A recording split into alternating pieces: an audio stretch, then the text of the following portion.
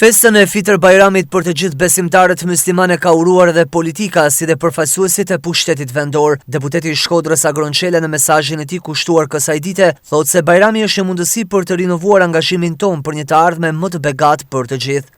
Me rastin e festës së Fitër Bajramit duhet i përcjell urimet më të mira të gjithë besimtarëve musliman të qarkut Shkodër dhe mbar Shqipërisë. Gëzimi i kësaj feste vjen pas një muaji të madhërueshëm të Ramazanit, muaj agjërimi dhe sakrifice, një periudhë reflektimi dhe forcimit besimit. Le të shfrytëzojmë këtë ditë për të përhapur paqe, dashuri dhe harmoni, duke e theksuar rëndësinë e solidaritetit dhe përkujdesjes për ata që kanë nevojë. Bajrami është një mundësi për të rinovuar angazhimin tonë për një të ardhme më të begatë për të gjithë. Gëzuar Fitër Bajramin.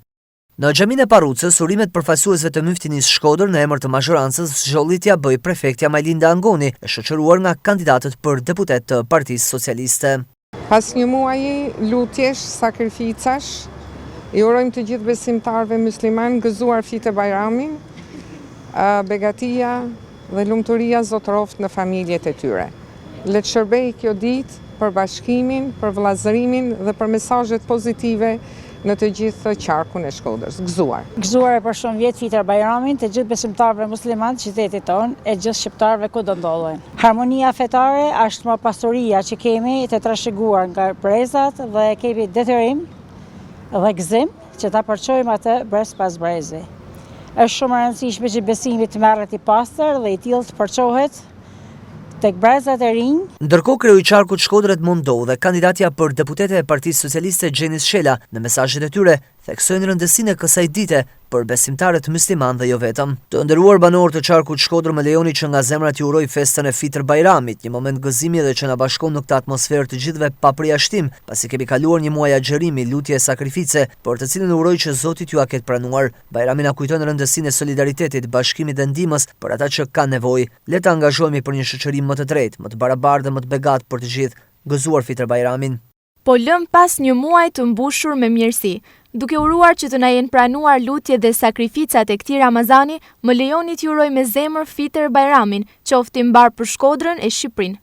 Në këtë vit që pamë që besimi, sidomos në Shkodër dhe veçanërisht tek moshat e reja, është kthyer edhe një herë dhe fuqizuar, dua t'jap vetëm një mesazh, të cilin e gjej kudo, prezent në çdo familje e ri që takojmë, rikthimin e vlerave tek baza e shoqërisë që është familja. Një familje e shnosht, është një shoqëni e shnosht, është një Shkodër e shnosht. Gëzuar, marsi për shumë vjet Bajramin. Në mënyrë të organizuar, urime bën edhe përfaqësues të Partisë Demokratike të Shkodrës. Dashuria për Zotin është frymëzuese, është jetëdhënëse. Besimi në Zot na jep forcë dhe na kalit që të përballojmë sfidat. Paqja dhe lumturia kalojnë nëpërmjet sakrificës.